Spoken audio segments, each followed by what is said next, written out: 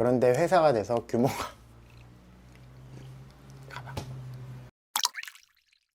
안녕하세요 여러분, 김정현입니다. 제가 유튜브나 블로그를 하다 보니까 간혹 연락을 주시는 분들이 계세요. 얼마 전에는 고등학생이 찾아와서 노트 한가득 질문을 적어서 인테리어를 하고 싶은데 어떤 준비를 하면 좋을지 물어보고 갔었어요.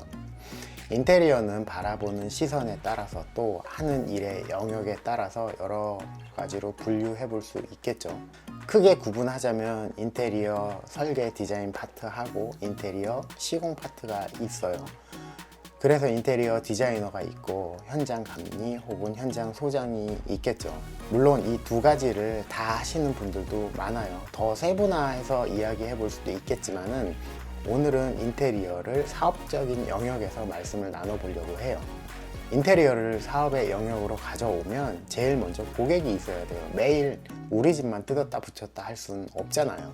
그래서 일감을 만들어내는 사람이 있어야 돼요. 이 또한 다 혼자서 할 수 있어요.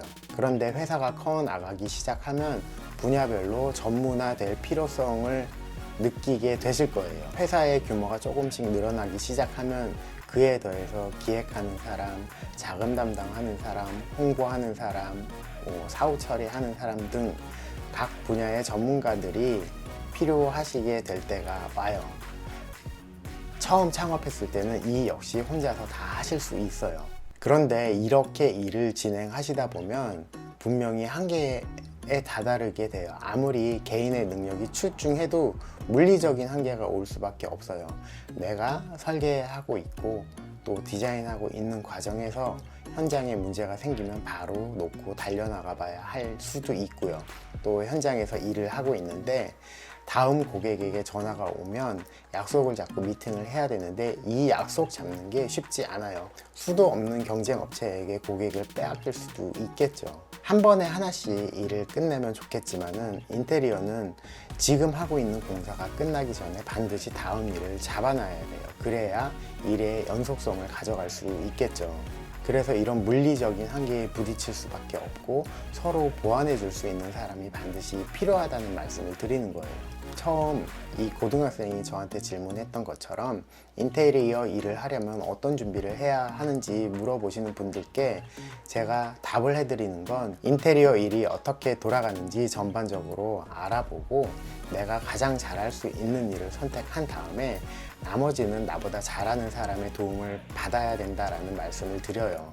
인테리어 창업하는 거 정말 쉬워요. 근데 폐업의 길로 가는 게 더 쉽게 다가올 수도 있어요. 인테리어 창업하기는 쉬운데 성장하지 못하는 이유가 여기 있어요. 혼자서 하다 보면 가까운 시일 내에 반드시 한계에 부딪힐 수밖에 없거든요. 그래서 창업하기 이전에 가까운 미래에 대한 대비책도 미리 세워 놓으셔야 된다는 거죠.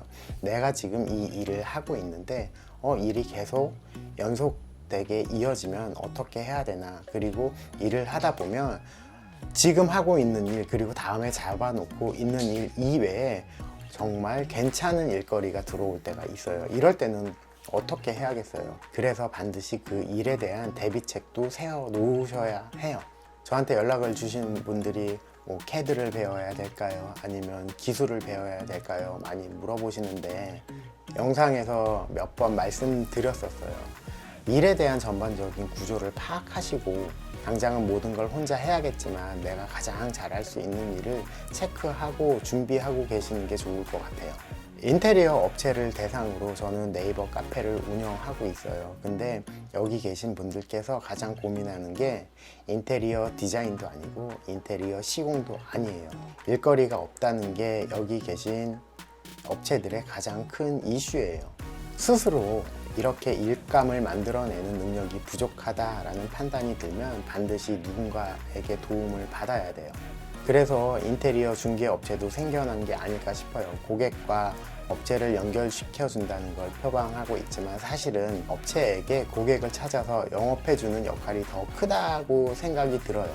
영업이 그만큼 어려우니까 많은 인테리어 업체가 그 중개 업체에 가입하는 게 아닐까라는 생각도 들고요. 인테리어 창업하는 거 쉬워요. 그런데 폐업으로 가는 길이 더 빨리 다가올 수도 있어요. 인테리어는 한 사람의 능력이 뛰어나서 할 수 있는 게 아니라는 생각이 들어요.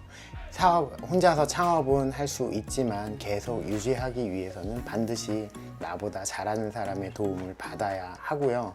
이렇게 도움을 받을 수 있는 방법으로는 뭐가 되든 좋아요. 컨소시엄으로 하실 수도 있고 또 팀을 구성해서 운영하실 수도 있고 여유가 된다면 직원을 채용하는 것도 방법일 수 있어요. 인테리어는 디자인, 설계, 시공, 기획, 감리, 영업 이 모든 분야에서 자기의 역할을 충실히 다 할 때 그 연속성을 이어갈 수 있다는 생각을 말씀드리고 싶었습니다. 오늘 영상은 여기까지 할게요. 감사합니다.